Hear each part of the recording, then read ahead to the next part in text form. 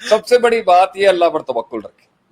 رزق میں اللہ کم میں جو برکت ڈالتا ہے نا, استغفار, توبہ, شکر گزاری, اللہ کے آگے آؤزاری, اللہ کے آگے جھک جائیں. اللہ آپ پر, پوری دنیا کے اندر آفت آ رہی ہوگی, آپ پر نہیں آئے گی.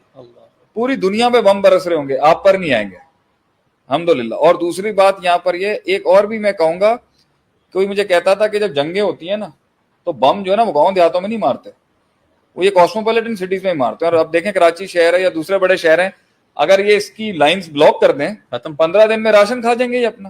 پانی کا تو ویسے ہی مسئلہ چل رہا ہے اس ٹائم پر.